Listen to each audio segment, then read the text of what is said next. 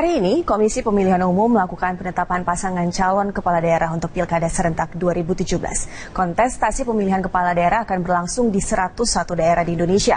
Daerah mana saja yang akan menggelar Pilkada serentak 2017 dan cenderung rawan konflik? Ada Jessica Wawor yang akan memaparkannya untuk Anda. Silahkan Jessica.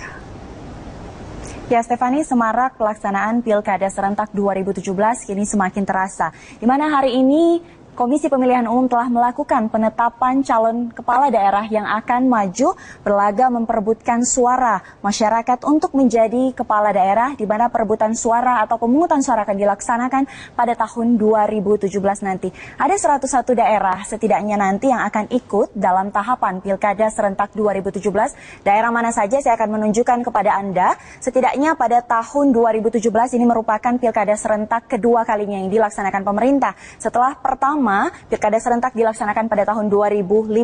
Tahun 2017 ada 7 provinsi yang akan mengikuti tahapan Pilkada serentak, yaitu 7 provinsi ini terdiri dari Provinsi Papua Barat, kemudian ada Provinsi Aceh, ada juga Provinsi Banten, DKI Jakarta, Sulawesi Barat, Kepulauan Bangka Belitung, dan juga Provinsi Gorontalo. Diikuti juga oleh 18 kota, yaitu ada 18 kota yang akan melaksanakan pemilihan wali kota dan 76 kabupaten akan melaksanakan pemilihan bupati. Bergeser pada grafis selanjutnya, saya akan menunjukkan kepada Anda berapa sebenarnya anggaran yang dibutuhkan atau disiapkan pemerintah pada pelaksanaan Pilkada serentak 2017. Total anggaran yang disiapkan oleh pemerintah pada Pilkada 2017 ini yang terdiri dari 101 daerah adalah senilai 4.231 miliar rupiah. Di mana Papua Barat menjadi provinsi yang menerima alokasi dana atau dengan anggaran paling besar, yaitu senilai 506 miliar rupiah, diikuti oleh Provinsi DKI Jakarta. Anggaran atau alokasi yang disiapkan oleh pemerintah adalah senilai 478 miliar rupiah. Angka ini atau anggaran ini yang disiapkan cukup besar dan sudah disesuaikan dan sudah disetujui oleh DPR. Kemudian kita melihat bagaimana sebenarnya indeks kerawanan pemilu yang tersebar di 101 daerah yang ada.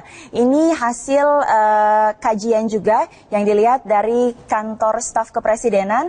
Ada 3 provinsi yang dinyatakan setidaknya memiliki tingkat kerawanan paling tinggi. Provinsi dengan tingkat kerawanan paling tinggi yaitu adalah Provinsi Papua, kemudian juga ada Provinsi Banten dan ada Provinsi Aceh. Diikuti dengan daerah-daerah lainnya yaitu DKI Jakarta, Provinsi Kepulauan Bangka Belitung dan Gorontalo. Indeks ini dilakukan dengan skala angka dari angka 1 atau 0 hingga dengan angka 5, dan indeks kerawanan ini melihat bagaimana kondisi yang ada di daerah, baik kondisi geografis, kemudian juga bagaimana sebenarnya kondisi emosional para pendukung, sehingga berbagai antisipasi juga sudah disiapkan oleh pihak penyelenggara pemilu baik KPU, Bawaslu dan juga kepolisian. Ini juga bagaimana sebaran tingkat kerawanan yang terjadi di pemilihan kepala daerah tidak hanya di tingkat provinsi saja, namun juga bagaimana sebaran kerawanan terjadi di tingkat kota dan juga kabupaten dengan tingkat kerawanan sedang. Ini tersebar, dan paling rawan bisa dilihat adalah di Pulau Sumatera, yaitu yang tersebar di Provinsi Aceh.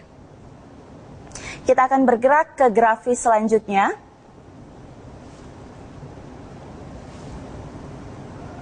Grafis selanjutnya ini akan menunjukkan kepada Anda bagaimana sebenarnya tahapan pilkada. Tahapan pilkada sudah dilakukan atau dimulai pada tanggal 21 hingga tanggal 23 September. Tanggal 21 atau tanggal 23 September merupakan waktu pendaftaran bakal pasangan calon.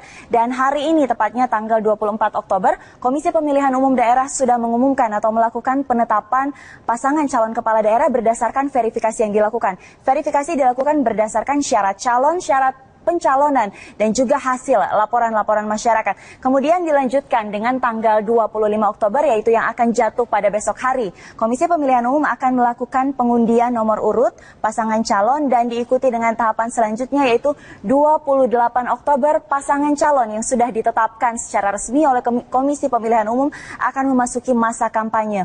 Kemudian ini adalah tahapan-tahapan di mana setelah tanggal 28 Oktober sampai dengan bulan Februari 2017, pasangan calon yang sudah resmi ditetapkan oleh Komisi Pemilihan Umum akan melakukan kampanye untuk menarik simpati publik sebelum nantinya akan dilakukan pemungutan suara pada tanggal 15 Februari 2017, dan ini adalah skenario penetapan pasangan calon terpilih tanpa sengketa, yaitu akan dilaksanakan pada tanggal 10 hingga 12 Maret 2017.